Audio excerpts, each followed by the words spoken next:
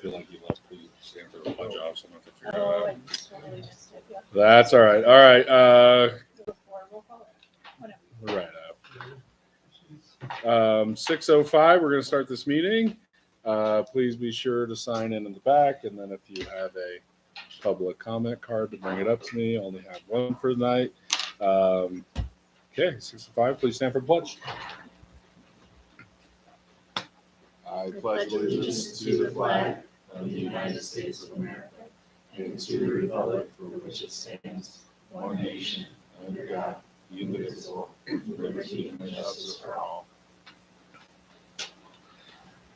Okay, ready to do roll call. Right. Dr. Breckenridge Pettit. Here. Dr. Hill. Here. Mr. Hobbs. Here. Mrs. Lundberg. Here. Mrs. Pascal. Here. Ms. Schickman. Here. And Mr. Smith. Here. Board member comments. I have some extensive board member comments. That's all. Mike. Good. First, I'd like to present Jody with this pin. And now I'm going to start talking about it extensively. Are you ready? Oh, you guys. It's the thingy. It's the McGuffey Award, awarded to Dr. Jody Breckenridge Pettit. Settle in, Jody. Settle in. Dr. Breckenridge Pettit joined the Salida School Board before the pandemic and has been a key figure in transforming our educational landscape.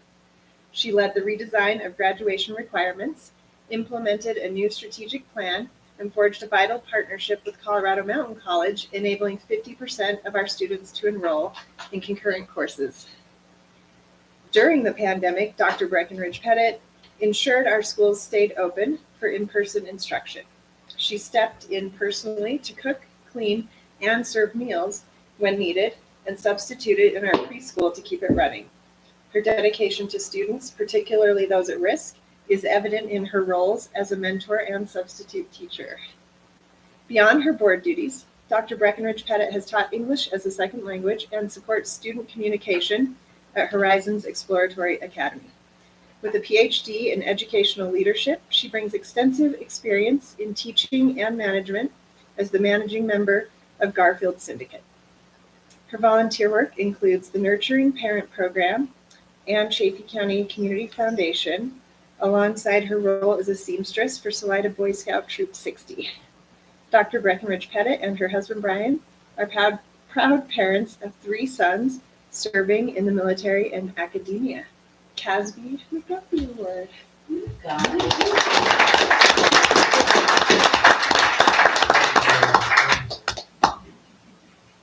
Turnabout is fair play. Well deserved. Congratulations. Whose idea was that? We don't ever tell. Tops the trade. Thank you, Jen, for presenting that. On that note, I have a comment. Okay. I just wanted to highlight that in the month of October, all fruits and vegetables and beef for our students came from our county. It was a 17-year goal of our nutrition director, Andrea, and here it was, pretty amazing. And I have a list of, like Joe, if you're interested, I have a list of the different farms and organizations that helped us get there. If you're interested in that. Does everybody know Joe? New Joe? Yeah. Joe is new at the Mountain Mail from Portland, Oregon, has family in town. So that's why he's here, and he's drew the school board beat. Oh. That's all I have. School board beat. Oh. I don't think it was. Okay. Any other comments? Do we have to do a photo op with Jody, or is that later? I think at the end we can do that one pretty quick and easy. Let's do it at the end. Well, we do it for the kids. We do it. Yeah. Yeah. Let's do it at the end of the meeting. A view with the meeting. Okay, beautiful. Written messages to the board. I don't believe we had any. Public comment. There she is. Hello. Jennifer Lang. You have a presentation for us? Eva? No, it's just a picture's worth 1,000 words, so Okay. I'll save some talking. I just wanted to share some awesome things that are going on at Longfellow. This is just a snapshot. So every day, well, I was gonna go. That's okay. Every day, Corey starts and ends the day with announcements. This was not the video I wanted, but you can kind of hear him in the background. It's just a great way to start the day and end the day, just reviewing positive behavior. The video I wanted was when they won, but never mind. They won the trophy. But here is a picture of here's a picture of our fourth graders at the beginning of the year doing like a teamwork building project where they had to make certain shapes and they had different rules. And it was just super fun to watch them have to work together at the very beginning of the year. And you can see the teacher is not really helping them. So that was just a fun little team building activity that I witnessed. The garden, Jody mentioned, the broader garden, but this is from our school garden. And there's a little guy eating a carrot. And there's a couple. Little funny face. So he probably only has 3 teeth. Probably, and less now that he had. Just brings me such joy. The Guidestone is an amazing partnership with our school, and they send out a spreadsheet, and teachers can sign up and go out and do garden events. Just absolutely fabulous. I think Jake's here.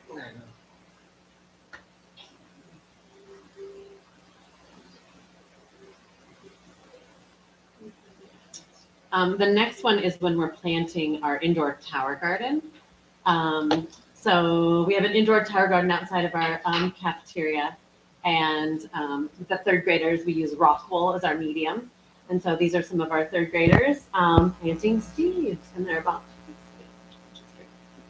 What did you call these? So those little in the trays, that's rock wool. Kind of feels like insulation, but it's not scratchy. No dirt. It's all water. It's aeroponics. So the water's in the bottom, and then the pump comes up. So it kind of feels like insulation, but it's not terrible. I don't know what else to call Okay, it. that's all I need. Right. It's not, it like doesn't leave splinters in your hand. Here's Kelly, our school counselor. So every week the children earn tickets for positive behavior throughout the school. And then they're awarded, this year it's the Rock of Roar. It's like a rock with a mountain lion mounted on it. So they meet out there and they get to fill in a puzzle. And it's like kind of a big deal. Corey makes a big deal on the announcements. And so here they are winning. They also get a token. Every kid in the class gets a token for the vending machine. So they get a book vending machine. Yes, thank you, Corey. Back in the garden, we're harvesting and planting some irises. And that's Steph, one of our paraprofessionals out there with us. Harvesting hollyhock seeds. It's very exciting when we popped open the end. These tiny little bugs popped out. Very exciting. And I'm guessing that in the spring, we're going to have a whole patch of hollyhocks come up right there in the middle. Because a few people tripped over them. There's Mr. We've been filling in a lot, when we have gaps and not. And so here he is teaching a little group for some kindergartners, which is really fun. And there's Stacy sitting in. And there's little Bodie. Reading buddies. When I was teaching second grade last week, we got to go to kindergarten. A common practice we do is like reading buddies, and the second or third graders come down and read to the kindergartners. They absolutely love it. They just highlight it. Got to go on a walking field trip last week with the second graders. That's Steve Chapman. We did a 30-minute tour, which was fabulous. He did such a great job, super engaging. I hear he's retired. Anyway, great job. So we just started there, kind of at the caboose, and then went up to the corner and back. So about a half hour, but that was super fun. Yeah, it was great. This was just yesterday. This is our beautiful library. There's Janae, our CBT rep. She comes to our staff meetings, gives us an update. Sometimes we have stand-up meetings, and then she's available. Troy was very happy. She stays afterward to answer questions about packages that are coming up, like compensation or whatever. So that was just yesterday. So I have to keep pictures. And that's it.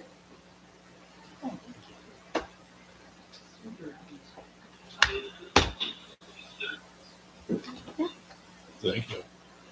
Here, this way. I don't know if you're- Okay, ready to approve the agenda with some changes. See if I can rattle them off correctly. So we're going to move from first reading to review and approve KBA-E, school level Title I parent and family engagement. We want to move from first reading to review and approve LBD-E, intent to apply to become a district charter school. We're going to remove LC-R, relations with education research agencies.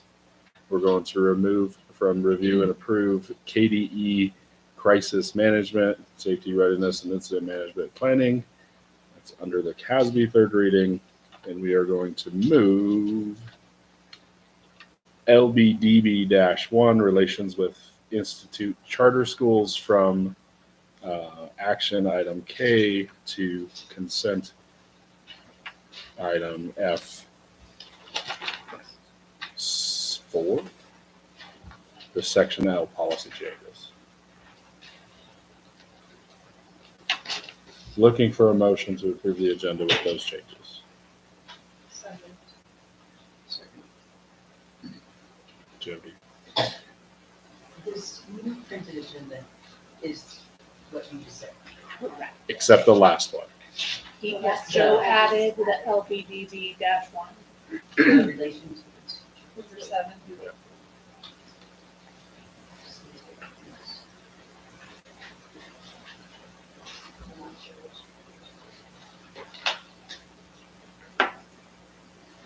So it'd be keeping 1 and repealing 2 of those, that LBDB.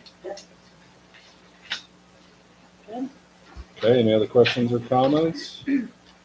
Beautiful, ready for a vote? All right, Dr. Breckenridge Bennett. Dr. Hill. Aye. Mr. Hawes. Aye. Mrs. Lundberg. Aye. Mrs. Pascal. Ms. Schiffman. And Mr. Smith. All right. Okay.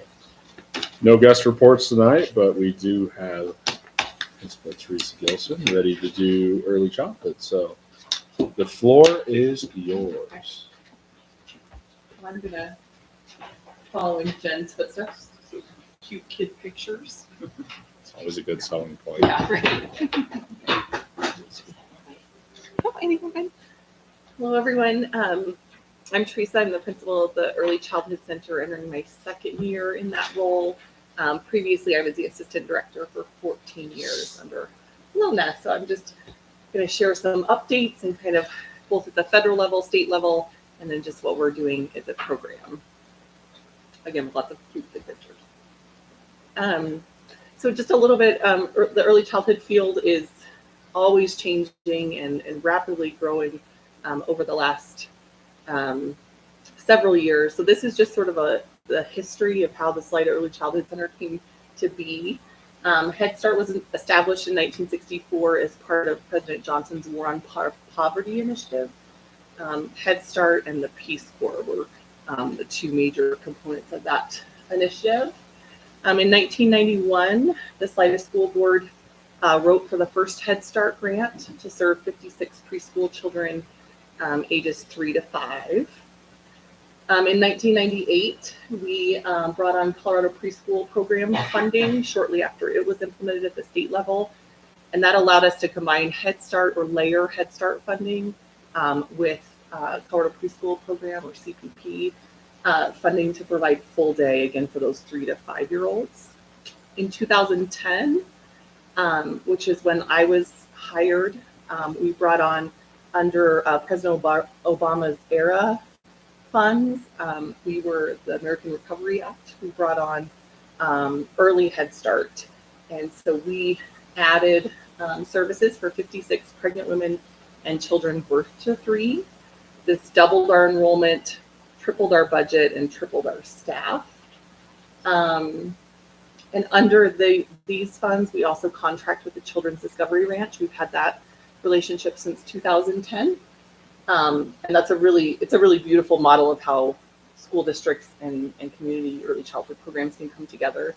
We serve 8 early Head Start children under 3 out there, so we offer that option as well. In 2017, we added tuition slots for district employees in an effort to support our workforce. And then in 2023, so just last year, the Colorado preschool program sunsetted into Colorado's new universal preschool program, prioritizing 4-year-olds for prior to their first or prior to kindergarten entry. This is a breakdown of our funding. Our Head Start program, we're now merging early Head Start and Head Start under the updated standards. They're just calling it Head Start, birth to 5. Our universal preschool program, and then last year was our Hold Harmless for 3-year-olds. So whatever we received as a district for 3-year-olds in 22-23, we were guaranteed to get last year, and we did that. We are the school district special education provider, so any child 3 to 5 years old with an IEP, we are required to serve. CACFP is our food program, and then we get some community donations, and we generate a small amount of tuition from our district employees.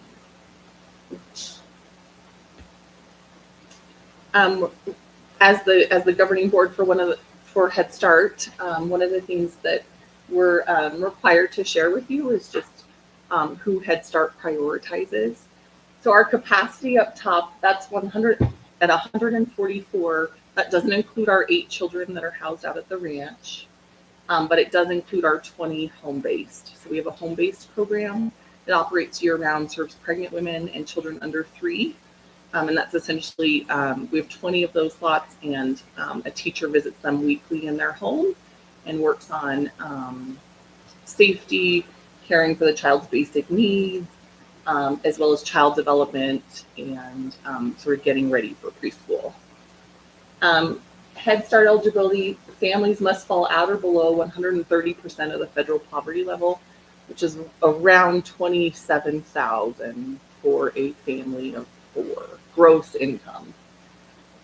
Or they could be receiving public assistance such as SNAP, TANF, SSI, if they're experiencing homelessness or in foster care, and then we prioritize, once they meet that criteria, then we prioritize our wait list based on other risk factors. So children who have experienced trauma, families who are suffering from addiction, those kinds of things. And then universal preschool prioritizes 4-year-olds in their year prior to kindergarten. Special education, of course, again, is any child 3 to 5 with an IEP. And then tuition slots are reserved for our school district employees. This year, we're serving 27 district children and 4 substitute staff. I shared some of our employees do qualify for other funding. So it's kind of a wide variety of staff members. We have some night custodians that have qualified for Head Start, or our kitchen staff. So we're able to support them in that way. I have a 4-year-old who we received some supplemental UPK funds. So the whole continuum of our staff, support staff, service and Michelle each have kiddos there. So really supporting our staff broadly. And I think we added that as a celebration in August, that those are potentially 27 staff members that may not be able to be part of our workforce. We know housing and childcare is really a challenge in our community, and we can help support staff as much as possible in that way. Again, there's 20 slots that are home-based, early Head Start, and then we layer our early Head Start. So children under 3, that funding's pretty straightforward. They're either tuition-based or early Head Start. It's when they hit 3 that it gets complicated, and we have to start layering funds to provide a full day seat for them. Teresa, when you say special education, how many, are there slots, or it's just all special ed students in the community? Any child with an IEP we have that wants to attend or wants preschool services, then we have to take them. So at this point in the year, what we typically do is we leave 1 spot in each of our, we can go up to 16 in our preschool classrooms. We leave one spot in each of those preschool classrooms for incoming IEP kiddos. We have a strong relationship with StarPoint, who's the special education provider prior to them turning 3. So we often have children on the radar, or we can plan for them. And that one slot per grader is enough. Yep, that typically works because we're picking up children that have an IEP and early Head Start. So we're screening them, we're identifying children that have any kind of developmental delay in that program under 3. So they're already typically involved in this. So it's just families that are brand new to our area or new and qualify. This is a summary of our staff. So Head Start's model is a whole child approach. So focusing on family services, making sure families have access to resources, that they have an opportunity to set family goals. So we have 2 family service workers who work on prioritizing our wait list, making sure we are connecting with those children and families that need us the most in our community, as well as setting goals with families, connecting them with housing resources, food resources. We have a special ed team. We have 2 early childhood special ed teachers, which we learned last year with that vacancy. There's becoming fewer and fewer of early childhood special ed teachers. So we feel really grateful that we've got that. We have an instructional coach that's mandated by Head Start, a school nurse, and then we have 3 people per classroom. So we have a lead teacher, a teaching assistant, and a paraprofessional in each of our classrooms. And we have to follow those staffing patterns in order to meet our Head Start regulations around ratios. That is an early childhood mental health consultant. She's on site twice a week, but paid entirely by Sol Vista. We started out the year just with some celebrations. For our children under 3, we provide summer home visit services. So our families that are most at risk for experiencing, teachers visit them throughout the summer to keep them engaged, make sure they have what they need, make sure they're connected to the community.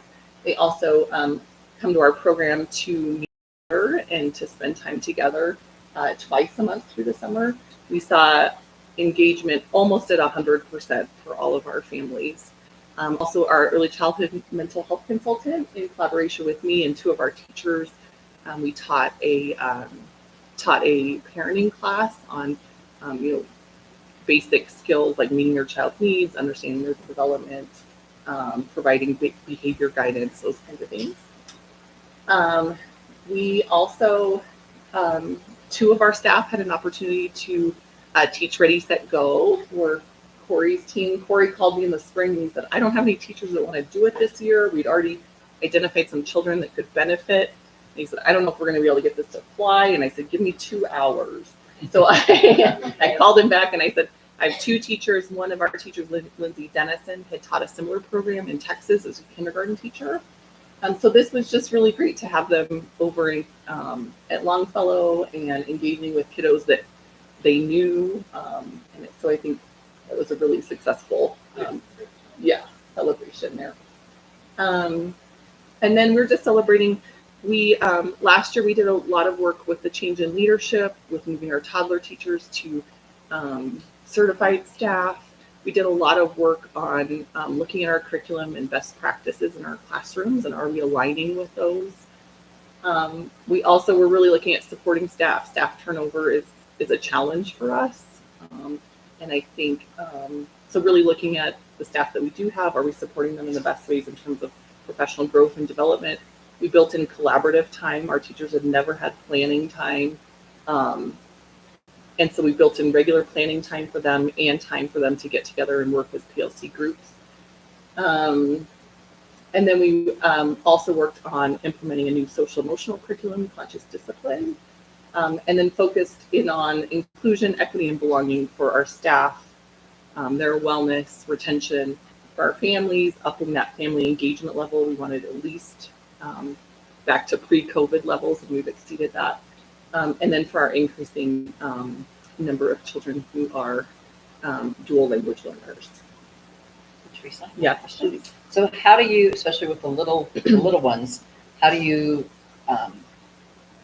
what's the basis for success? You keep mentioning engagement. Like when they go do home visits, how do you know if they're hearing you, if they're succeeding in what you're teaching them? Yeah. So we do assessments on children. It's called the GOLD assessment, and that assesses their development across the objectives and dimensions. It's all observation based, so based on our teachers' observations of what they're doing, they rate them. We also have a DECA, which is a social and emotional assessment that measures their attachment, their ability to self-regulate, and their initiative or their ability to persist in tasks. And so we capture all of that data each year and measure their growth in that way. And if they're not growing or succeeding, is there extra, like how do you move forward and help them with that? Yeah. More. Well, in similar to the big schools, we have an MTSS process. So if they're not, most of the children, our population is about 85% high risk in special ed. So they come in the door behind, and our objective is to close that gap as much as possible before we send them on to kindergarten.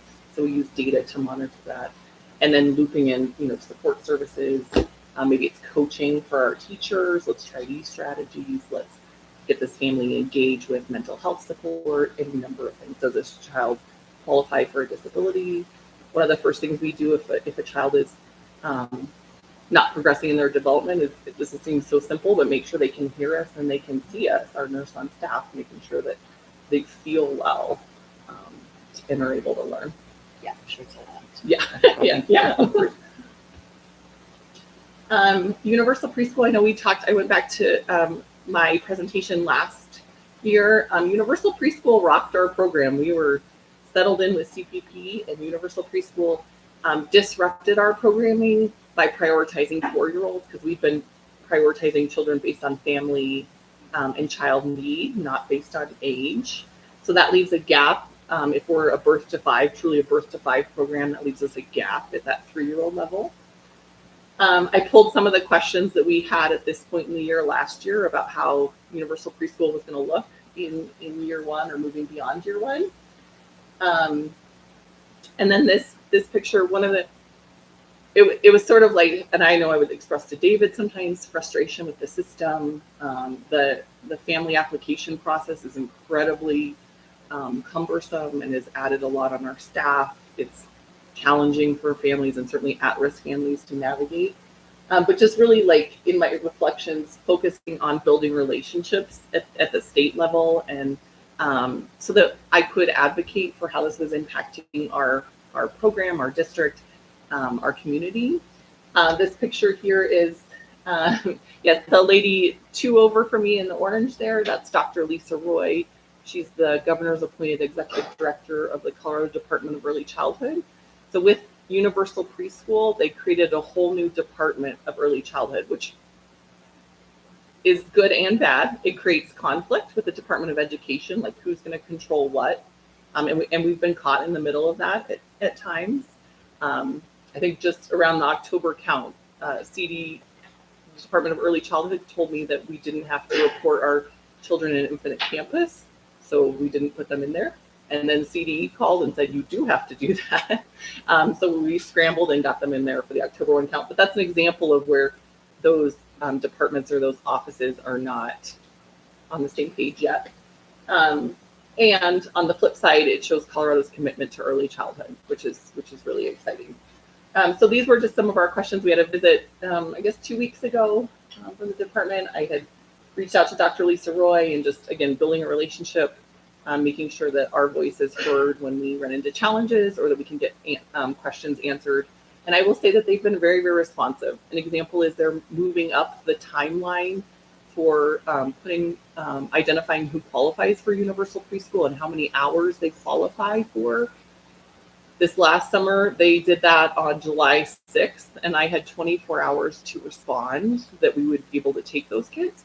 I was literally on vacation with my laptop, like waiting for July 6th, and like comparing it to the list of children that we had, making sure that we all got them in there. They're moving that timeline, for example, up to more closely align with district school schedules. I think they heard pretty loudly that that was a challenge. But so here are some of the questions last year at this time. How do we continue to fund 3-year-olds in a comprehensive birth to 5 system? So we will continue to receive our 22-23 levels under the historical allotment that was part of the law with UPK. That's a bummer because that happened to be a low year for us. It's 3-year-olds. And we know that doesn't match increasing costs. That's just a flat. But it's something for our 3-year-olds. I'm also working with DHS with a partnership to access some TANF funds, some of those public assistance funds, because children who we serve qualify for those funds. And that agreement should be able to come to you guys next month. Full day funding for 4-year-olds is limited and duplicates with Head Start. So they're looking at the highest risk children as well. And those children that are maybe barely above some of those income thresholds or not experiencing those risk factors get sort of just left with part day when with CPP we had the flexibility to fund sort of that second tier of children and families. And this is kind of where that relationship piece comes into play because they do have some control around those qualifying factors. So just advocating for that. And then prioritizing funding of at-risk 3-year-olds over all 4-year-olds. So if we secure 3-year-old funds, then we can continue to operate our wait list in a way that we always have, prioritizing risk factors. There's a total of 10 providers for UPK in our county. So we're one of 10. So children who are not experiencing risk factors could go to other providers and have their needs met and get some preschool before they get into kindergarten. And then addressing the inequities in the application process that it creates for families. And part of that has just been really being mindful of our enrollment timeline, being really on top of it, and then our staff's fluency with the system. Just as we get better at navigating it, we can better support families. Okay, so again, just focusing on our goals and all the changes this year, we are focused on just deepening quality or increasing quality with the changes we made last year. This is our so moving forward, just building staff capacity, supporting retention, staff wellness. These are our preschool lead teachers and special ed teachers. They now have weekly PLCs, which is so exciting. We have a lot of early childhood expertise in our building, and so being able to use that as a vehicle for training and support has been huge. We have had some Head Start training funds that can only be used for staff professional development, so that's a little bit different. So we are working with our early child special ed teacher. She's getting that endorsement. So for example, we're helping support her with that endorsement program. I'll contribute to our staff wellness. So our social and emotional curriculum that we implemented is conscious discipline. It's focused on safety, connection, and problem solving. We know that if children feel like they're safe and they're loved, then they're able to learn. There's also a big component around co-regulation, that as adults we have to be regulated and supporting ourselves before we can help support young children. And then teaching them missing skills. So beyond behavior management, are we teaching the missing social and emotional skills so that child can start to practice and apply it across contexts and take it with them and leave our program. Implementing conscious discipline. So at the toddler level, one of the tools is baby doll circle time. That's where the teacher works really hard, sort of these rituals, holding a child, talking to them, maybe putting lotion on their arms. Many of the children that walk through our doors haven't had some of those early bonding experiences, so our teachers provide that to them, and then we teach children so that they can duplicate it in a group. They do it with the baby dolls. It's super cute. And really is an evidence-based program to build and strengthen attachment. We know that if children are going to learn, they have to feel like they can attach and bond to their teacher, and that their teacher can attach and bond to them. And we know that's a skill that they need for the rest of their lives. And then at the preschool level, it's feeling buddies. So there's 8 little dolls, and they have the faces of different emotions, and they start learning to identify emotions and beginning to work to regulate and co-regulate with the adult experiencing emotions. How do they get back to a more even state or a happy state? And both super successful. Kids are good. And then we're sharing that information with families through our family conferences. And then the other big project that we looked at was really looking at play in our classrooms, the number of minutes that children spend in guided play with a skilled adult versus how many minutes do they spend in an adult-driven activity where they're expected to sit and attend. We know children that are 4-year-olds can sit and attend for between 4 to 6 minutes, and that's it in an adult structured activity. So really focusing on this and how this promotes social and emotional learning and academic learning as well. On the 18th, we have a training, and we'll spend the afternoon mapping play and supporting our teachers to look at how they teach the Colorado Preschool Program standards as well as the Head Start standards through play. So we're excited about some of those. And then, of course, we use coaching and reflective supervision to support teachers with that. And then again, our last goal, kind of fostering a sense of belonging for our families, for children, and our staff, and then looking at our dual language families. Here's an example of some of the community partnerships that we rely on to support families. We talked about food. Jody mentioned that. The Food Shed Alliance the last 3 weeks has provided us with 15 bags of fresh produce that we've been able to get out to families, so it's been great. And then supporting staff to access their benefits. Will does a great job of sharing all of that with us, and then we've been able to give staff professional development time to sit down and sign up for triad or teledoc or whatever it is. And then access to community resources and other wellness opportunities. And again, we've just seen a huge increase of family engagement past it's exceeding pre-pandemic levels. 100% of our families attended spring family conferences and fall home visits. Our teachers go into every home prior to starting in August. We have 12 policy council members. I rely on them heavily. The policy council is another subsection of Head Start governance and works on supporting us to make sure we're meeting all of our regulations. We are seeing an opportunity in growth for our dual language services. So we're currently serving 15 non-English speaking children, which is 10% of our total population. An additional 5 children are on the wait list and qualified for Head Start services. That's up. The last 2 years, it's been up. We historically served between 5 and 6 children, and they were often families that were deeply rooted in our community. So maybe we had a couple of the siblings, but these tend to be families that are new to our community. So working on that. This is just a little snapshot. So consider the following, just kind of thinking again, big picture and the importance of early childhood. 90% of a child's brain is developed by the time they go to kindergarten. And then just celebrating Salida's commitment to early childhood. I think in my conversations at the state level, being able to share, that we have certified lead teachers, that I'm a principal and sit at the admin table and get to have a say in the direction our program is doing or going. Our district is just huge, and not a lot of programs, or they're starting that. I think it's becoming more common, but we're certainly ahead of the curve there. And this is just a little some research by economist James Heckman that every dollar invested in early childhood creates a $16 return. So just thinking about in the upper grades and beyond.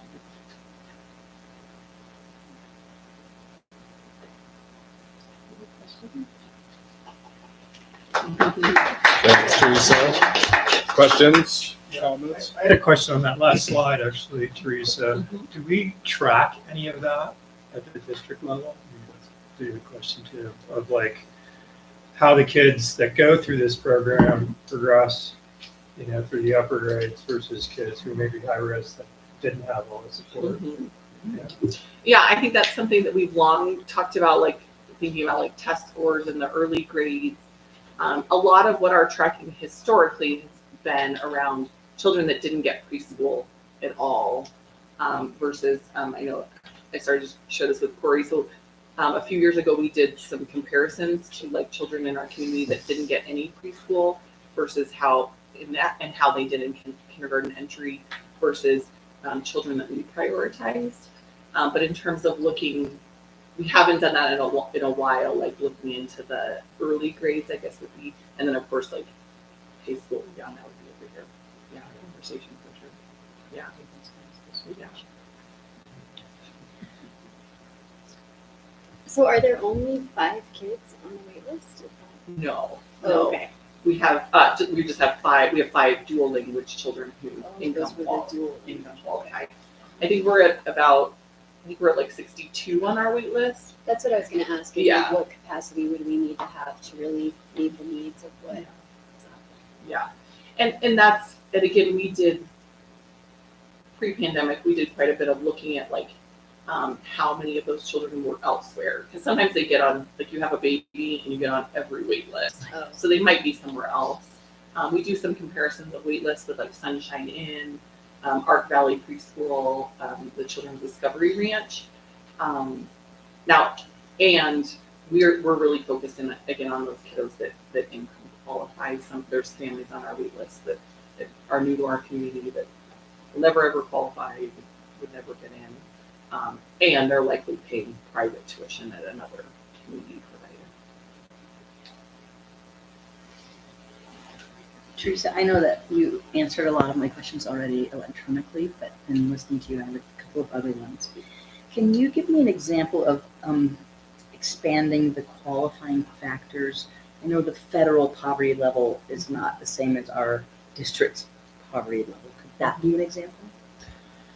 So expanding the qualifying Qualifying. factors is specific to universal preschool. So when That's they rolled out Colorado. universal preschool and when the voters approved it, they said every child was going to be eligible for it was between 10 and 15 hours, every child. And then they said any child under 270% of the poverty level will get full day. And then they realized they didn't have the budget to do that. So then they've had to scale that way back. So now children experiencing homelessness on an IEP in foster care qualify for full day UPK. We're serving those children with Head Start, and that's where the duplication becomes. We are Head Start because we know the federal poverty guidelines and Head Start eligibility will never change. It would literally take an act of Congress because it's federal dollars straight to the local level. However, the Office of Head Start has expanded. So we're allowed to take SNAP benefits, which for that's 200% in our community. That's state driven or locally driven. So that broadened who qualified. They just revised the performance standards. The performance standards are 1,600 regulations that govern our Head Start and Early Head Start program. They revised our standards to, now they're going to allow us to factor in the cost of housing. We don't know exactly what that's going to look like, but essentially it'll be, and I know Matt and Karen heard a little bit of this when they we had a site visit with our regional Head Start office, but if a family's spending over 30% of their income, so say they're 50%, we'll be allowed to deduct that 20% from their gross income. What they don't know is, will we be able to factor in electricity and water and like all of those other, I can't like even imagine those formulas, although we'll focus in, like, we'll just do that for families that we're trying to get them to qualify, right? We wouldn't have that formula and collect all that information on every family. If they qualify, they qualify. They're also allowing us to build a component in our eligibility for supporting our workforce, which is new, because that's kind of like a positive, right? It's typically been risk factors, deficits, but they are going to allow us to build in a component that would support our workforce, which would be really helpful. Can I clarify? Did you say 1,600? Yes. Okay. So, Show Teresa, that tape there. so I was going to ask about this. The Head Start requirement is 3 teachers for 16. For 3 to 5 year olds, correct? 3 to 5 year olds, Uh-huh. right? If it wasn't Head Start, what would just a UPK classroom ratio be? Yeah, so that was actually when Dr. Lisa Roy visited. She said one thing you could do to increase revenue is you could pull you could put all your Head Start kids in one classroom, and then you could have just a universal preschool classroom, and you could push it to 20 with 2 adults. 2 with 20. Okay, Mhm. okay. Okay. And there's a philosophical reason you don't do that, you should share. Yes. So the philosophical, yeah, the reason that like makes me cringe is 2 reasons. Is A, to put all Head Start Starts in children one- in right, in one one place. blend. We know that it's best practice to have children from different Here, backgrounds. Yes, mixed. We also know that young children, I mean, our teachers work really, really hard with 3 of them and 16. It's a lot. Again, we're like at 85% high risk. We, see really challenging behaviors. We're at 33% special education. So to those kind of ratios, when we talk about children's outcomes, we're going to see those drastically fall off if that was an approach. I just kind of wanted to get a sense of the, Yeah. the difference.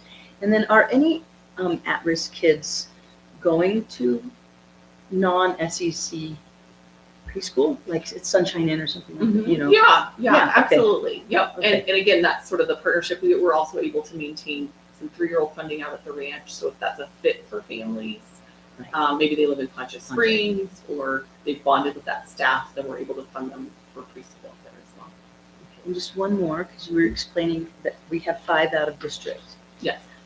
If we have 5 out of district, how come we're not taking the in-district people that are on that 65% wait list first? Because it's related to, again, children's risk factors and eligibility. And that's what we see that So families. on that 65, we don't have the eligibility requirements for those slots, and so we can go to a Fremont or a San Luis Valley. Right. Or what we're seeing is that families that income qualify for Head Start are driving over the pass from San Luis Valley or from Howard. What we've done, and I regularly talk to David about this because we do want to be sure we're following the district's policy or whatever with out of district, Yeah. is we're just very direct with families. So we're like, we're going to offer you this spot now. Please know that when you get to kindergarten, whatever. That may or may not Yeah, be that may or available. may not be an option for your family. Okay, And that's a we do, reassuring. and Head Start is county-wide, so they want us to serve EV children. And so in that case, we serve them with Head Start and Early Head Start, and then we just work with the elementary and Univista to support their transition for elementary school. Okay, that's reassuring that that list is, I know that's not, 65 is not real, but that there's nobody that's in our district that is waiting because Right. they out of district. If a child had income qualified and had the same risk factors, one was out of district, one was in district, Of course. we would take in district. Okay, thank you.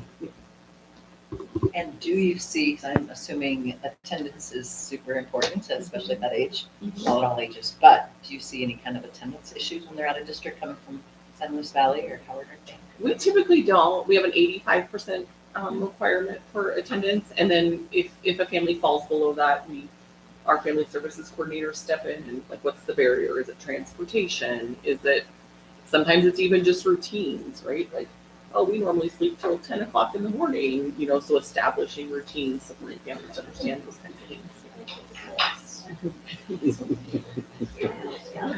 Yeah. Any questions? Thank you, Teresa. Yeah. Thank you. Very informative. Yeah. David, Will, Aaron, district reports. I'll let Will and Aaron go first. I got a couple of questions back, written questions, but if there's any others from any of that, I'm more than happy to address them. I had one though. On the,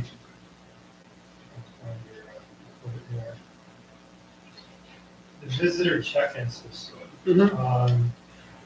instantly conducts a background check. Can you tell me a little bit in terms of how that would be implemented? A lot of schools use it, Matt. I mean, there's a number of different systems that you can use. I've used one in the past called, I think it's called Vector. But there's some others. Scans the ID and it just runs it and it prints out a badge, a little sticky badge that says visitor and it says the person's name and has their picture. Is there a point when you're saying, no, you can come in and yes, you can? Yes. And what is that criteria and who sets it? I think that would come from the state. We could certainly help set that. In the past, it's been, I don't even remember. I'd have to go back and look what we used in Sheridan when we had that system. I don't So if you have like a parent with a long criminal history, Mhm.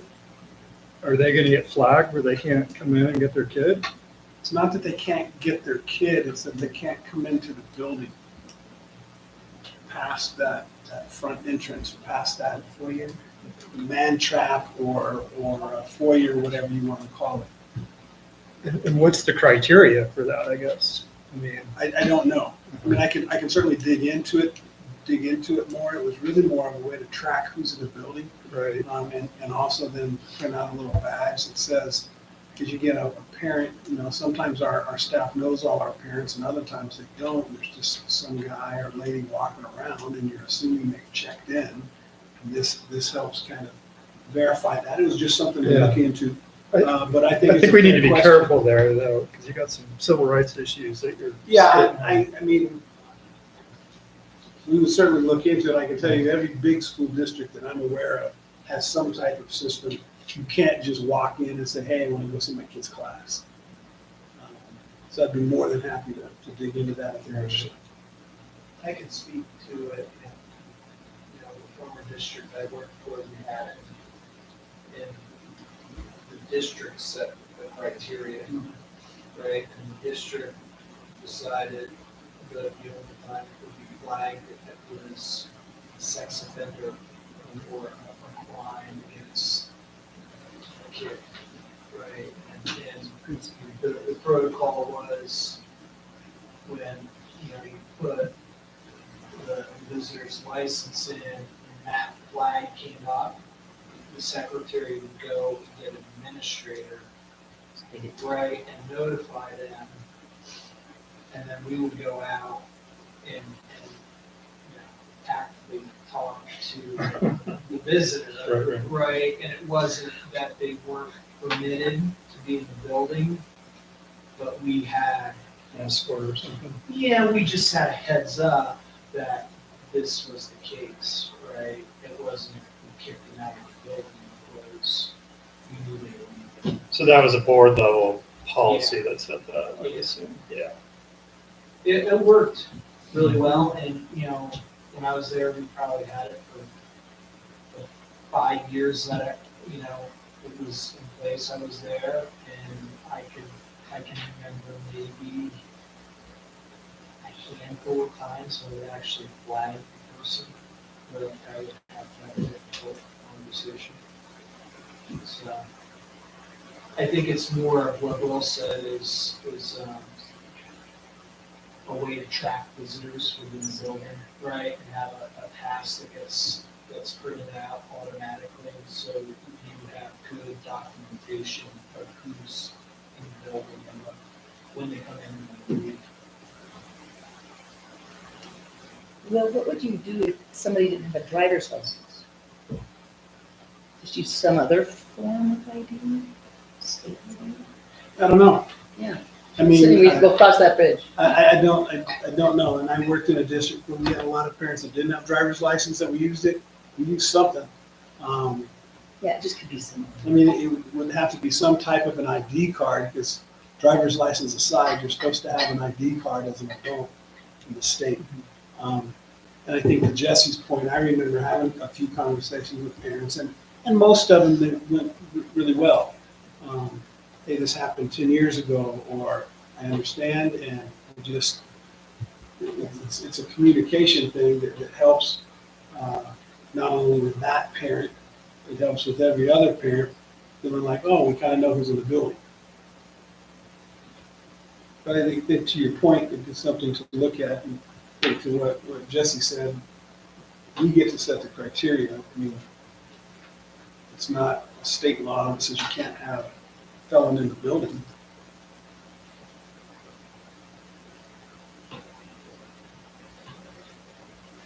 So are we saying look Some into we're this, exploring, we're like, trying to get figure us- out, because as the you brought up cost- last, The cost factor would probably be large. I would imagine. there's a little cost factor, but as you brought up last month, how do we process volunteers? How do we process visitors? How do we process and have a permeable separation between those who are safety with kids and those who are unknown? And how do you process that? And so that's one of the things that lots of districts do as a way to try and assist that processing. And then what else can we do? So we're looking at all those different ideas as you brought up last month.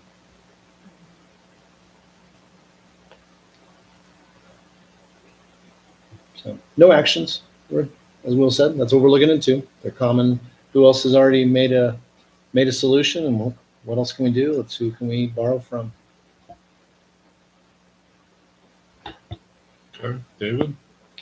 Aaron, I think you had some stuff you wanted to just go over real Yeah, quick. no, I just have a couple of quick things. Since I wasn't here last month, I know you got my board report that had the discussion about the audit, but you're going to be seeing that soon. I just got the draft audit today, so I get to go over that in the next week or so while we're doing amended budget. But there's just I mentioned last month, there's the one it's called significant deficiency finding, basically in our activities accounts, because we brought our activities accounts into our full accounting system, and there was one PayPal account that wasn't being monitored exactly for policy over the past couple of years. So we've adjusted that and fixed that already.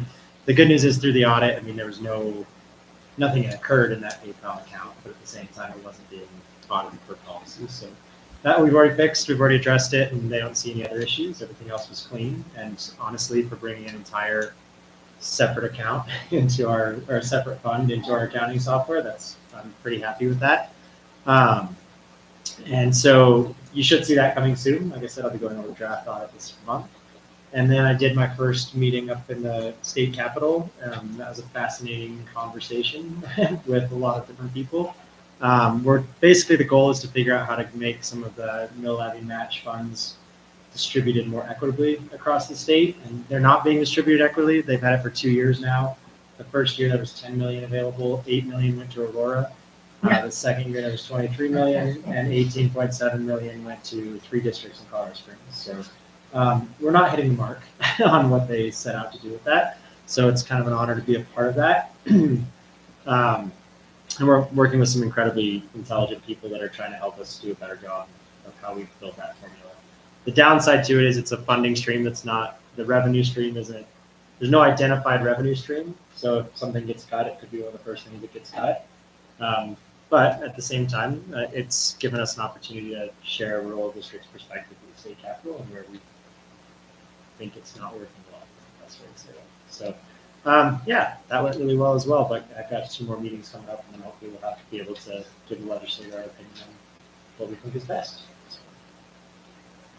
And if I understood you correctly, all of those activity funds, a lot of them are at the high school, but after prom or volleyball boosters, all of those little efforts are now in our system. All of them are? Yeah, every single thing in the activities fund is now in IB and tracked directly in multiple ways through our account. That was faster than we thought it would happen. Yeah, I mean, I think it's opened up. It's going to affect our budgeting going forward because we're going to be able to be really accurate with it, and I'll be able to give you a better analysis of how much we're actually spending. Some of the ways QuickBooks, which was the old accounting software, operates is it doubles up because you do a transfer and it actually looks like revenue and expenditures twice. And so I think we're going to be a lot more close this year on what we actually need to support activities and give you a better picture of that.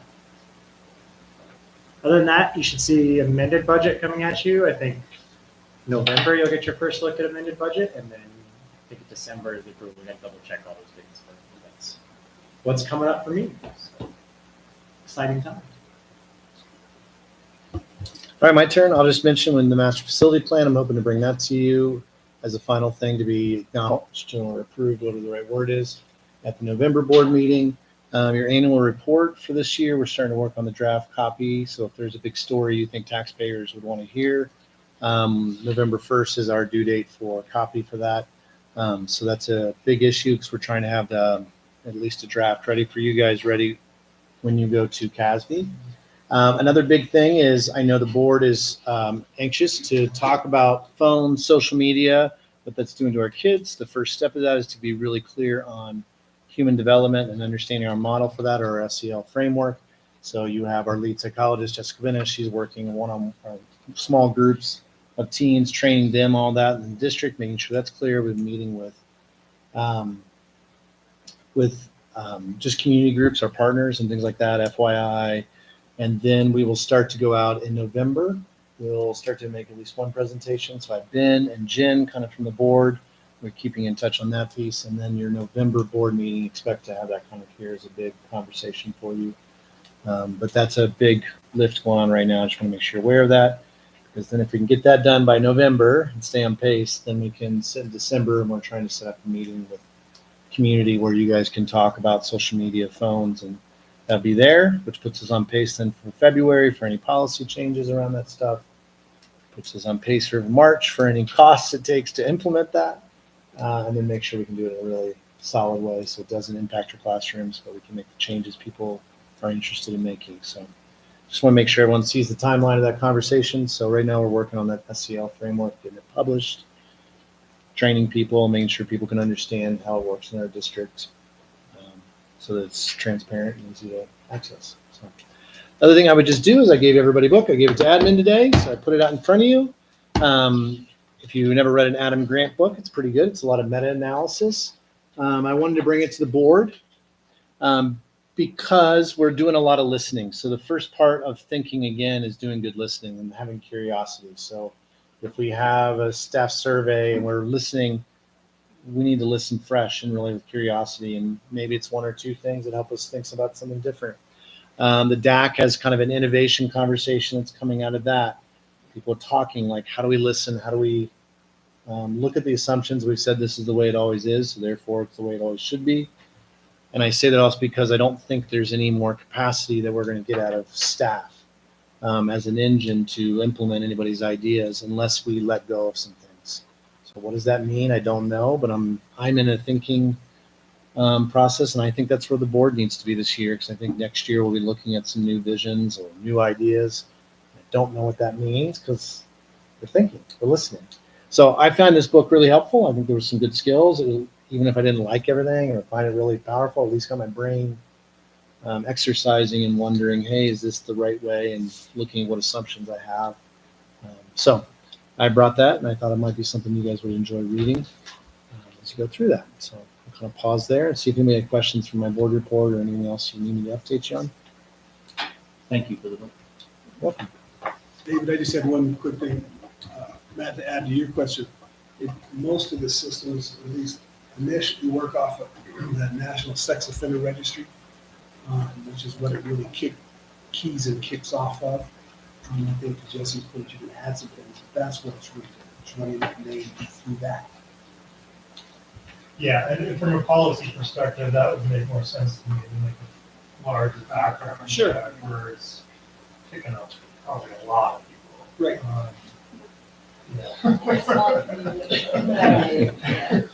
It's a good point. Any other questions for me or things you want me to dig into? I think the staff, they're working hard, and I think we're getting a lot of stuff done, and I think you'll see November, December, January. I think you're going to start to see some of the priorities you guys set out, starting to get some feedback on it. So I'm excited about that. Yes? Hear that you were going to talk about growth. Yeah, so in growth data, I feel like we've also got the UIP, which the UIP is focused on how do we do that? You've got all the staff digging into the question of, we saw a dip in our growth data. What does that mean? Why?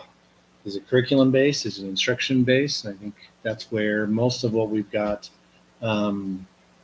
is our strategies to try and answer that question and dig in and go, what is the issue? So we're not building our world off of assumptions in one way or the other. So that's where the staff have been at. I mean, we can dig in on more, but we saw a dip in ELA or English Language Arts, and we saw a dip in math.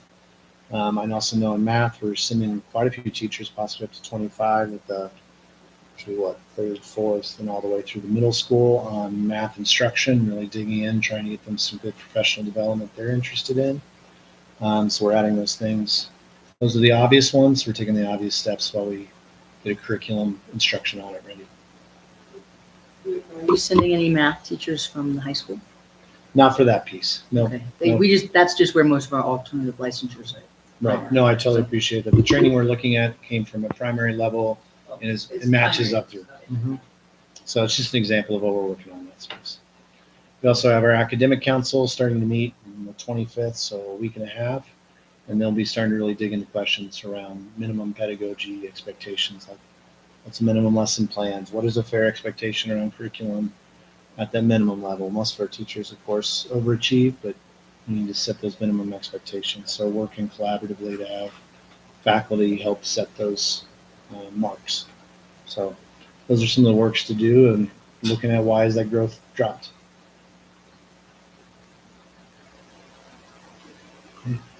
Any questions for our principals while we have them? Okay.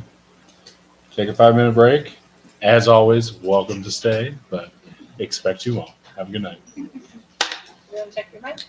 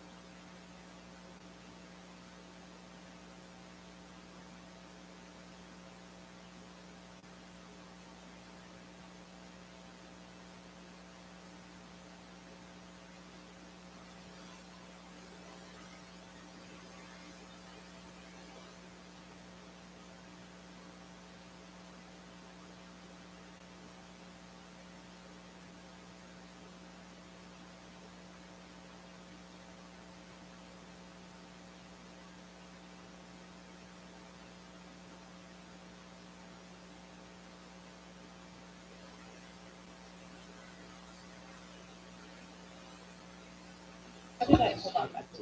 You're good. All righty, we are back at it, and it is a long and extensive consent agenda that I am looking for a motion to approve. Hold on, I got to Mandy. make sure I did the page. Okay. Hold on. Mandy motion. Matt, second. Mandy, thank you. Big lift.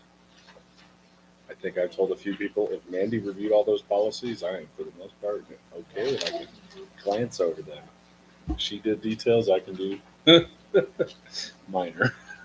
So thank I you. mean, David and Kim did a great job because like the tracker sheet makes it really easy to go through them. And then I went through today and just for all of you to know, like we double checked again, which David and Kim already had, that all the ones that we were still making some changes or doing stuff ended up in the changes. The other ones ended up in the just move forward. So yeah, it's just those few kind of K policies that we're still working on, and some facility stuff and charter school stuff, but I think it's some of good it to go. come through, but it'll be November. So. I did send out 2 updates around the K policies, one around the complaint policies and one around facility use. It's in your email, but I didn't feel like the right ones to drop last minute, so I pushed those out to November. We're discussing. Yes. So thank you, Mandy, Kim, David, big lift. We're almost there. We're gonna get it. Getting there. Joe, do you have something? I just, so in E, I have 5 that I just need to make sure we're okay in, or just ask a question. Okay, so on EC, the building grounds and property, you're gonna repeal it. How does Sean know what to implement? I mean, that one was more talking about that it was the superintendent's role to be in charge of facilities. Right. And we kind of looked at it and went back through. So policy CBI is the one that talks about the superintendent policy job description. So this is And duplicative. it's duplicative because CBI really covers that the board gives the superintendent direction. And then currently with our superintendent evaluation, we have a whole thing in there for facilities, but a future board could give him different duties and say you're not in charge of facilities if they wanted, because the policy CBI is pretty open. So this felt like it almost contradicted in some ways. Okay, now I understand. I'm just making. Yeah, so it's just not necessary. I'm sorry, can you repeat which one it duplicates? CBI is like the superintendent evaluation and job description policies. I'm gonna write some letters up here since we're playing alphabet. Yeah, so I mean, this Okay. was really fun Really because hard. this also required us to go back and look at all the other See, I didn't policy get it right. books too. So it wasn't just reading these, it was also Okay. reading other policy books to make sure that when we were repealing, because you asked a lot about like the transportation policies in F, I believe. Yep. And those are covered in E. So it was Okay, so it was those dumb are- to have one random transportation policy in, but not with the other transportation policies, right? And then I think you have risk of those not matching up and contradicting each other.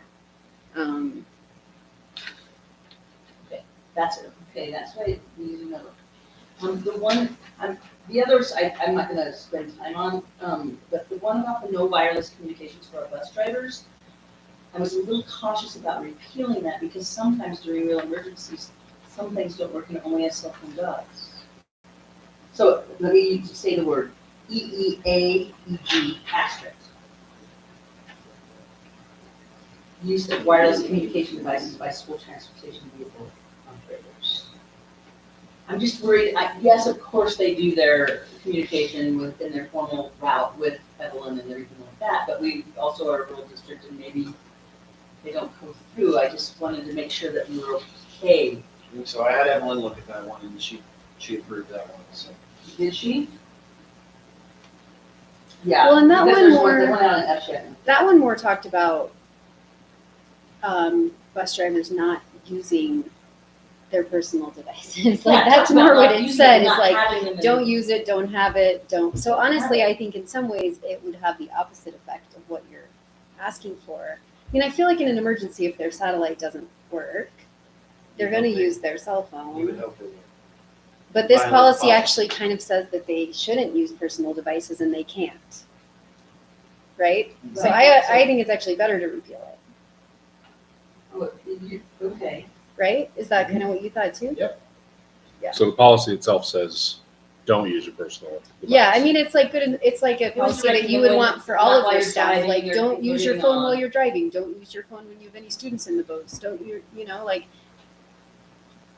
So I mean, I don't know, maybe it's, Okay, so I what feel you're like it's saying, covered It's in covered in other things school about it. Covered bus in- drivers code of conduct. I don't like to have policies that talk about the same topic and do this, then, I just been making sure. So what you're saying is what I want is by repeal. I yes. think so. That's what, yeah. Because it's in some code of conduct of, Okay. they're not gonna be on their That's phone all. while they're driving type of. Right, Correct. surely that is part of their job description, paperwork, And that's somewhere else, that right? they're not on their phone. And, that's all I have really. F, you wanna go through your Fs? It's all in there, so you might as well Oh, go it's through it. all F. We're doing all of it right now, so. Oh, okay. Okay, I just had a question. Has Sean reviewed FBC prioritization of facility defects? It's been sent to him, I think that's why it's on the first reading, I think it's not ready for a second reading.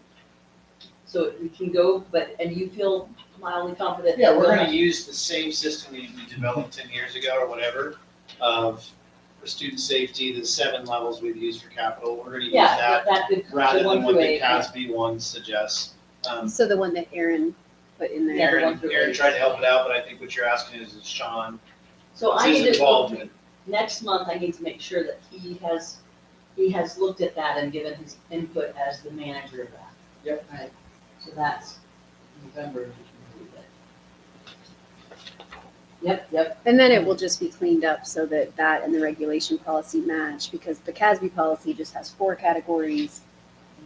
Our criteria has 7, Aaron? 7. 8, 7? It's 7. Yeah, and Yeah. then, so just making sure that they match up, but our criteria is a little more thorough in prioritizing how we spend on facilities than CASB's, so I think ours is better. I saw those margin comments. Okay, KEC, public concerns complaint. Oh, wait. So you'll get that in November, I've sent you all Yeah, fresh that's- stuff. that's It's all- okay, It was all, that's already we were waiting on lawyers, we sent it on Friday, I think. I don't see where Edwin's looks at KFR2, the special use. I know she looks at the E ones, but I can go back and look right now if you want me to do that. In that space. well, yeah. Where is it? Well, I don't, It's not, I'm and just it's really not, understanding this. it's Edwin's not our on professional here. on this, and I the really don't. KFR2 isn't on here, because that's in the policies that are coming next month. 'cause it's Oh, not that's done, November, okay. Right? Yes. I don't see KFR2. KFR2 is part of I just didn't. the facility use. Let me, Okay.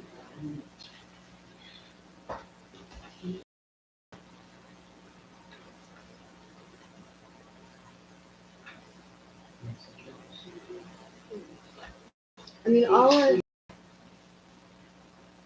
KHC is here. That's the, distribution posting of non-curricular materials.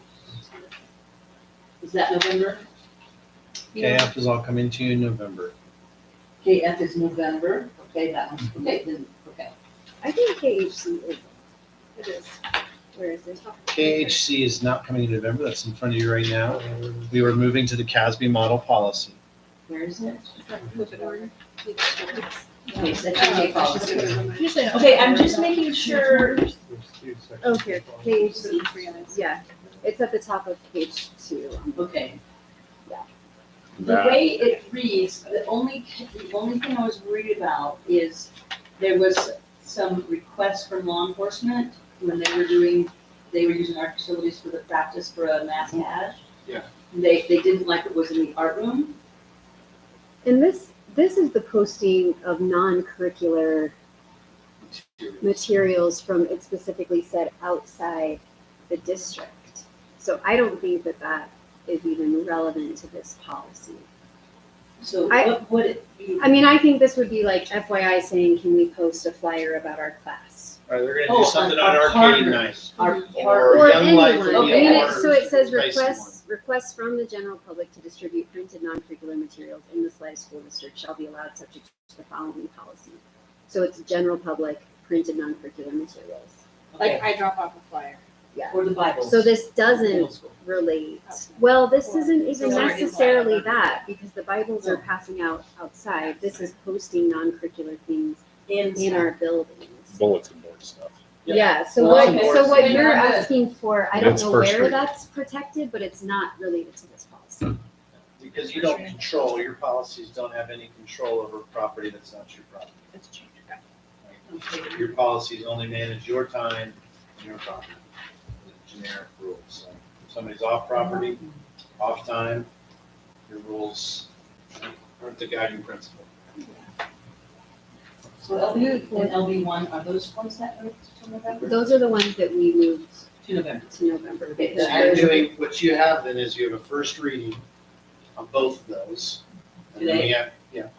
If you said yes, you're saying that. And then next in November, when we come back, we gotta choose one or two. Andy and I disagree on this one. We do. So your input is needed now. We actually need to go to the lawyer on that one, not, it needs to go beyond Mandy and David, and we need to go to the lawyer. Because it might just be that we're interpreting it differently, but it definitely corresponds to how we relate to the charter school within the district. Okay. Particularly in the future, if another charter school could theoretically come up, what's the process and the relationship? So can we have some time in November where you present your position and you present yours so that we can have an educated guess for what we should vote on? I mean, I don't even know that I have, like, I this isn't really like David and I have like warring positions No, on no, this. but how do we, what's your, I'm gonna send it to the lawyer, and I'm gonna hand you the lawyer's recommendation. And I would probably be comfortable, I would be comfortable with that. Like pulling it up, But it's in first reading. It's Yeah. currently in first reading, but we just. I mean, so like I the just don't second wanna one forget says the about Board of it in November. Education We pledges to will work cooperatively with the charter schools to operate within the boundaries of the school district. Sorry, it takes forever to get to all the different things. Yes. And then the first one says, it's the intent of the board to retain exclusive chartering authority. In doing so, the board is responsible for approval and oversight of charter schools operating within the boundaries of the school district. So that's where I think we do need the lawyer, because I was questioning, like, currently we don't have approval and oversight of Montessori. I don't think that's what we want or they want. No, because we release them. Right, so we just need to make sure that that whatever policy we're adopting is That's what we legally, want. that is, yeah, so I think more just explaining to her, this is what we have, which policy is Right. saying. And then the lawyer would do that, and then Andy and I would look at the lawyer stuff, see if we come to agreement, and that'd be the And so recommendation. one of you would give us some guidance on that. Yeah. November, can we have that before the third reading? Yeah. Do you, Yes. I know, I'm looking at Mandy. Oh, I'm sorry. Oh, sorry. Yeah. Well, I mean, because you already sent it to legal, right? And I gotta get through the long list and then go back and check and go, Yeah. okay, So what's we're still sitting on waiting, your so table? we're waiting for her Okay. to respond. So, I mean, honestly, I think November's reasonable, but if she doesn't get back to us, then Right, then we, Well, let's that's take just- it on, we'll cross that bridge, don't worry about it. Okay, I feel comfortable. Okay. That's all I Anything need. else on that?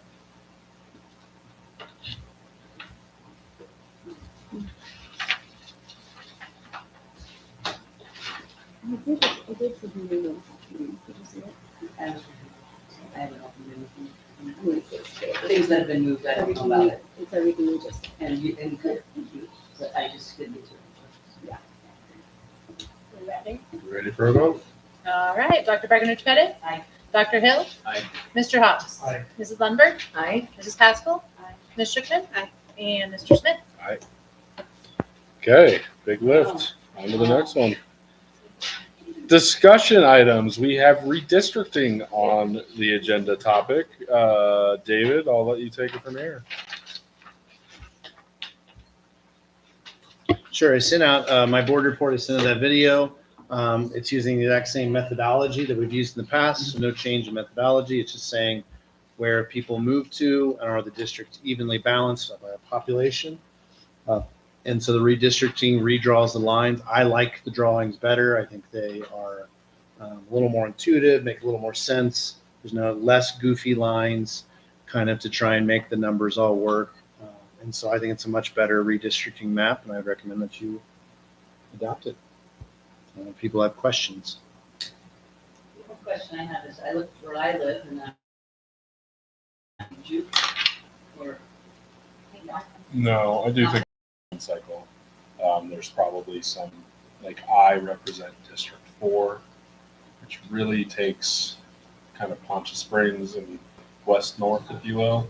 I don't really live west north. I live in town. Like Ben lives west north. So like, it's one of those things. Like depending on who's running in the next ones, where somebody else may be more appropriate to run in District 4, and like me may be more appropriate at large. But you know, it all depends on who's running and when, and go from there. Okay. You have to do it every 5 years, but you might want to look at it in 2 years, voluntarily. Like this is the mandatory, you have to do it every 5 years. But in 2 years, you can update sooner. There's nothing that stops you from doing it. There's a few of us certainly close, But also, that's where the majority of the population is right now too. So yeah, when I'm 3, my mind's weird because it's if you were it's like across the all street, you might be opinion and different. everything.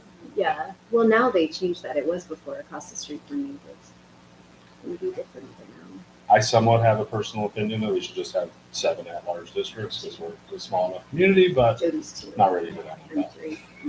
I'm not pushing for that. Yeah, that's not valid. Yeah, I don't think your values are different than mine because I'm up on the hill versus you down in town. Yeah. Yeah, But don't I think do, that but I that's do think though, like out where Jen lives and out in Pinion and out in Poncha, it's definitely different. And out where Ben is, like that's where you have a lot more like ranching and agriculture, and same with where Jen is.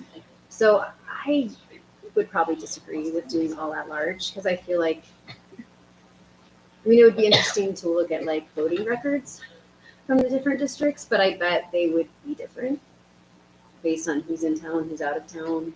And so I feel like representing those areas probably is important with a specific person. I don't think we have any of those issues today, and we don't have a school in Poncha, so Right. that voice, isn't there right now. Sorry to throw some egg into a comment, but You're fine. It's your conversation. it is what Well, and this just makes the numbers much more equitable, It's just Like, it's increasing just more- equity and more equal amounts of voters per district.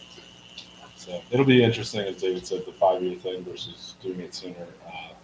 As I hear moratoriums may be lifting, if that actually turns into new housing, the numbers may shift drastically from a backlog of things may open things up. So see where that takes us. did appreciate the redistricting maps. Same person who did our demographics. You're basically getting an update on demographics.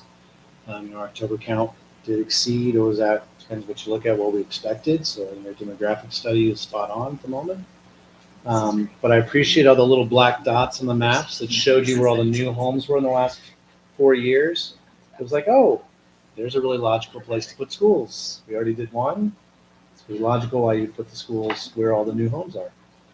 So I actually appreciate those redistricting maps. It gave me some more insight that wasn't visible as easily before. So this is a discussion topic. It'll be on the November agenda for approval. Unless anybody wants to push back on it, I imagine we'll just go forward with how it's presented. Hearing a lot of sidebar conversations, but everything good? Okay. Thank you, David. Action items. Woo! We don't have any. There's So, one. There's one. oh, whoa, what? UIP. Oh, sorry, missed that. I just read none. We have So one. No, there's no second. none. Sorry. Okay. Looking for approval of the UIP. So, Ooh, I've got everyone. I'm gonna take Matt's first, Yeah.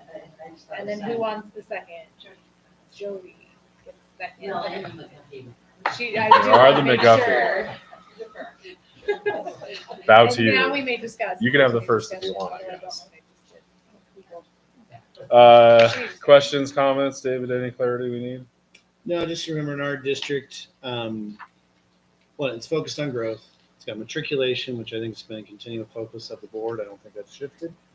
The growth scores, which we already talked about, that's what they're doing. All the things that we talked about when we set priorities for this year, that's what they're walking out, focusing on those things. I think it all matches up. Our UIP sits inside of our strategic plan. I'm proud of our district that our our test scores are not the definition of our success or lack of success. They're a part of it. And so the UIP speaks to that. And I think our staff are picking tactics to address that aspect as well as the other things that are important to our community.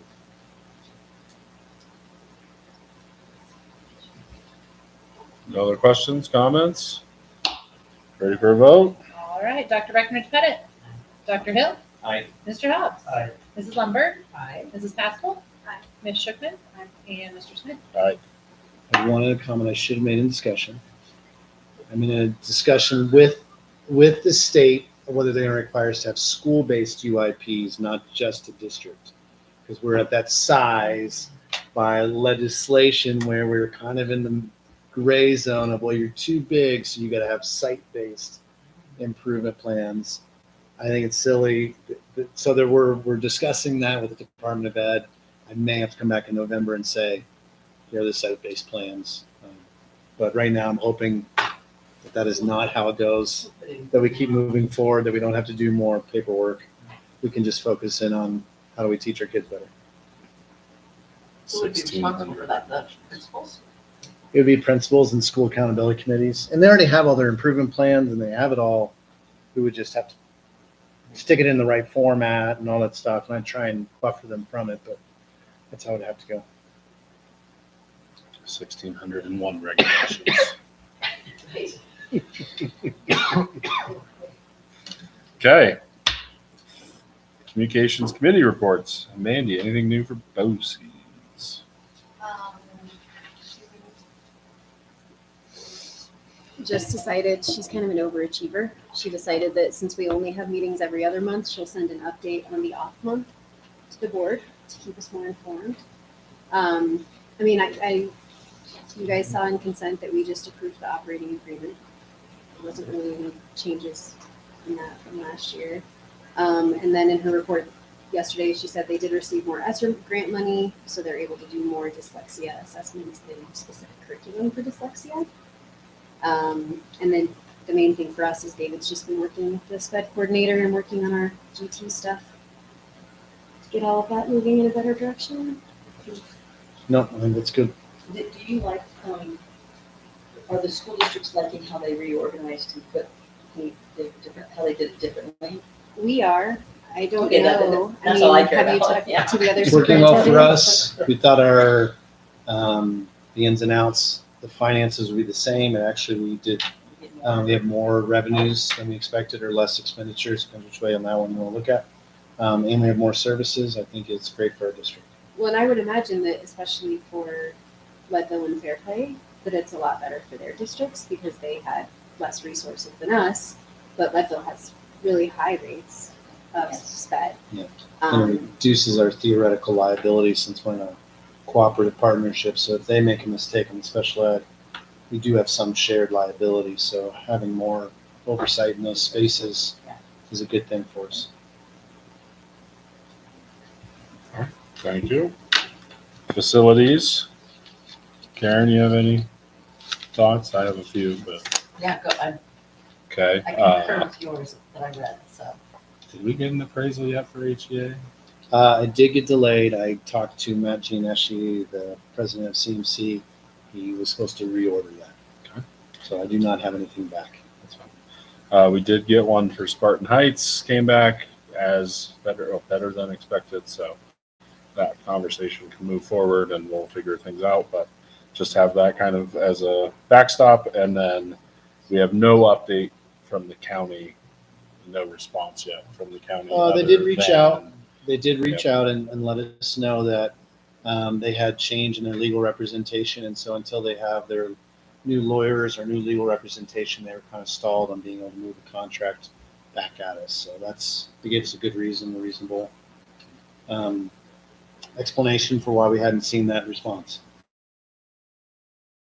Update on the October count or the prediction versus the actual October count. And there were some people that, didn't think we were going to have that growth. Did that change their discussion or their conversation with us at all? I was waiting for this week because this was October count, and I was going to send out an email next week with kind of all of our municipal partners and say, hey, the demographic is holding. It may be even a little tiny bit higher. So we expect that our facilities would be maxed out within 5 years. And we can no longer serve kids in the way we're serving them. Can you review 21? I think it's settled at 20 was the answer. There's still a few more ins and outs happening this week, so I'm not sure how those will. Okay, so we're not there yet. I'm going to call it 20, nine and of now those we're into are Ascent. the 8 of those were in Ascent. So 8. 8 of those were Ascent. So 12. More. In total of the Ascent, it was 5 more than the year before. So of the 20, 5 is of our Ascent kids. 15 would be new humans. It is not Montessori. We had back and forth, pretty even was the analysis of one move there, one move back here, and so that wasn't an issue. This would be 15 kids new plus 5 Ascent more, which is right spot on for what we expected our demographic study, which is a very slow growth, but continues. And of course, if the people have different opinions on what would happen if the moratorium on Poncho is lifted due to the sewer conversation of how fast families might show up in that space. There's a variety of predictions. Is there a firm enough number of Montessori now? Not yet. We won't until we all kind of comes to us backwards. There's a funding formula that he'll give for the amended budget once all the October count is certified. So in November, he'll start to see, November, December, we'll start to see initial numbers of what their enrollment count is. Well, I mean, I talked to Courtney the other day and she said they are pretty much maxed in all of their classrooms. That's us. So we're gonna be the ones absorbing. Yeah, it'll fall back to us now. That's good. Okay, that's good insight. Thanks. Okay. Communications. Jen, Matt, Kim. Working on some big things. We need to have a meeting. But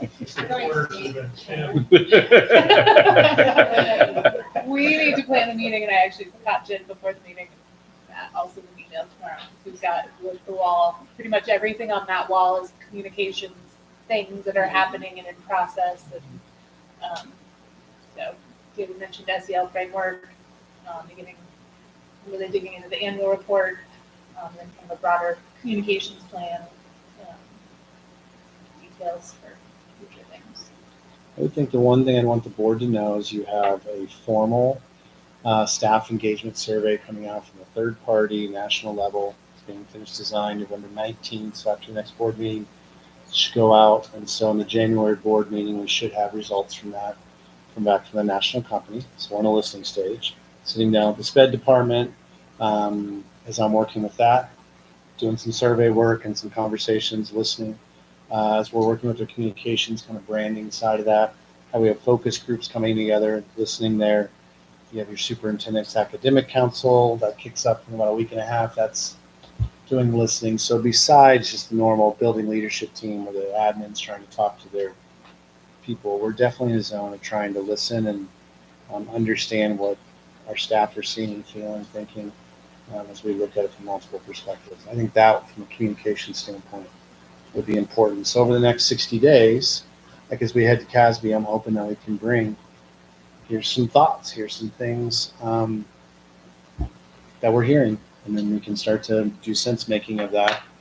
So that's why I thought the book was important, because it's such a, these next 60 days are important listening days. And one little side note, we do have a high school intern this year, and she's been delightful. So it's been really awesome to be able to host an intern from the high school and have her support us. For instance, she redid the layout from DLR and the master facility plan in Adobe Illustrator. She never worked in it. She did it in like a week and a half. It would have taken Kim and I so much time to try and squeeze it in. She was fabulous. Are we going to keep her a year round, or is it just going to be first semester? Each semester, I'll open up an opportunity with CMC to have new kids and keep on exposing. It's been fun to teach her project management and expose her to all these different jobs, and as well as she does amazing work. That's for the internship programs. Mm-hmm. Yep. Yeah, very formal. Do you need some copy editing for the annual report? I'm sure we will, yes. We're hoping to get that draft to you at the CASB meeting, and that would when the copy editing would start. So you You want a sprayer man, come on. Yeah, your favorite color. Okay. This Jody, she's got the milk.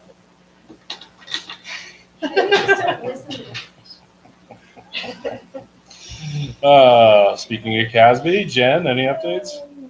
No, except for there's a rural board member roundtable next Tuesday at noon, and it's with the Colorado Rural Schools Alliance, and I'm into them, but I have to teach a class at that exact time. So if anyone else is interested in something like that, you just reach out to me and I can connect you to that. Is it remote? Yeah, Yeah, it's really. I just love that rural school. No, I don't know. I guess I could reach out and see if it's recorded. when is it again? Next Tuesday.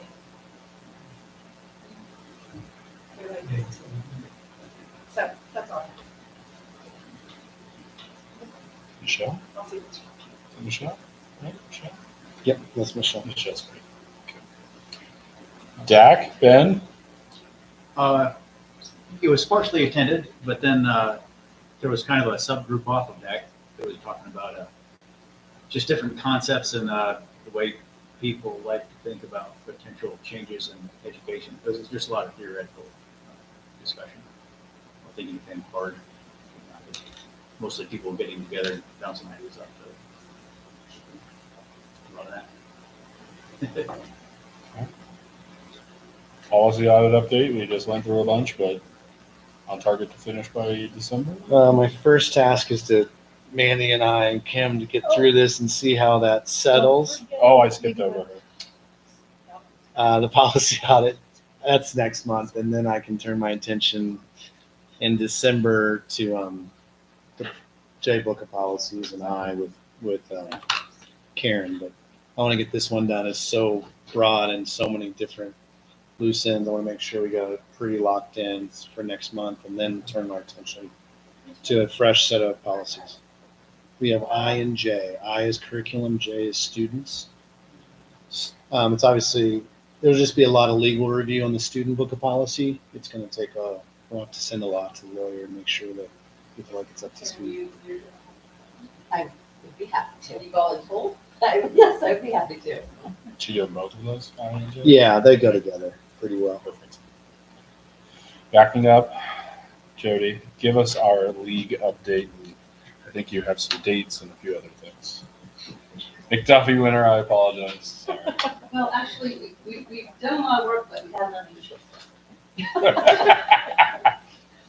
But we're, it's, Well, we've been standing by things like COVID. well, COVID, Yeah, like, got the candidates, and then got the scheduling, got, Yeah. So we aspire to have some. there's been a lot of emails.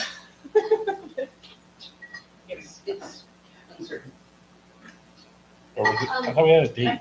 We Did, had like a date in high school. No. Yeah, we did. did you note in that email summary that I sent about the Anxious Generation webinar that he has a list of national speakers on his website? Is that what this is about? Well, but aspirational, Okay.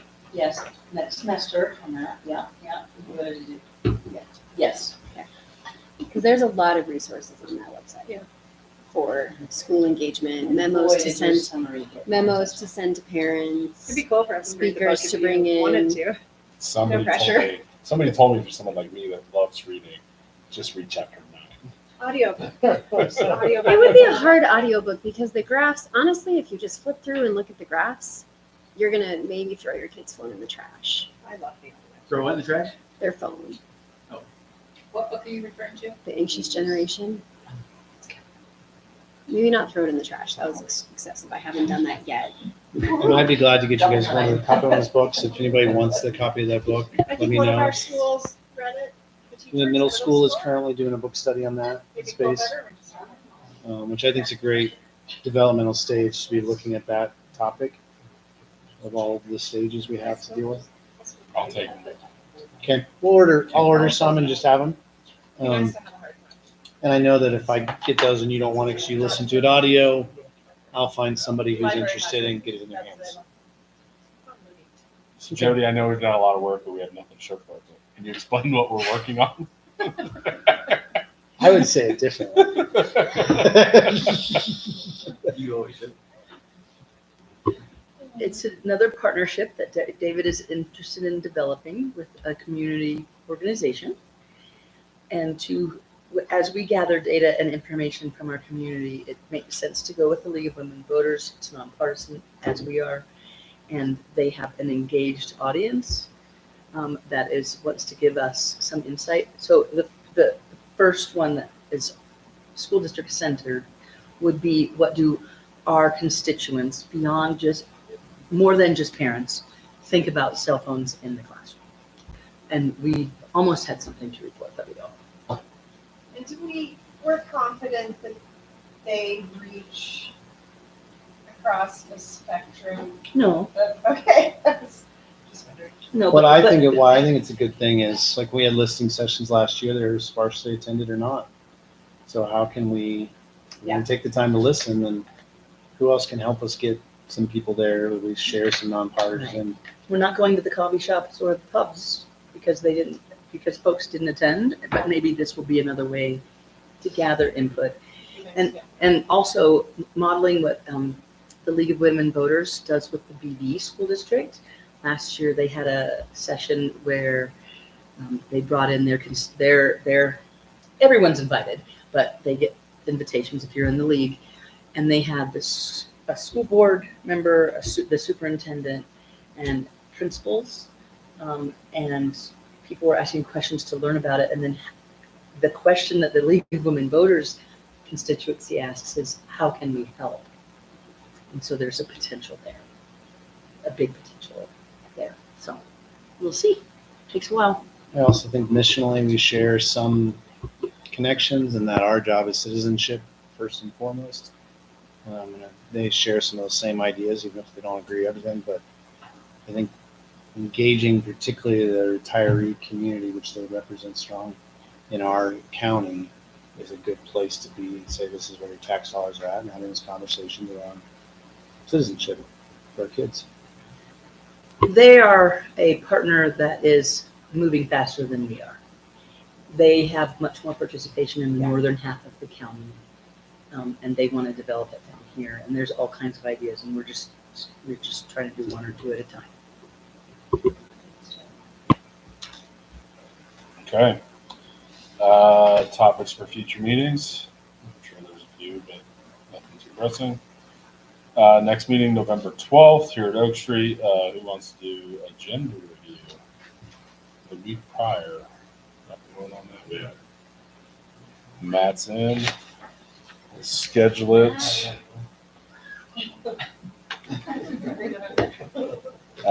Kim got us all our CASB conference confirmations of how we're not going to be special in the Broadmoor this year. But so if you haven't gotten that, or if any changes, please get with Kim. That conference, December 5th through 7th. Yeah, double check. You should have received your hotel confirmation. Just double check it. Some of Did you get them. anything back from like that one night? I think yours is fixed, but double check. We'll circle back around to it. I haven't had anything. If for some reason you weren't planning on going Wednesday through Saturday, just let me know on it. But otherwise, that's what I think for everyone. So if you have other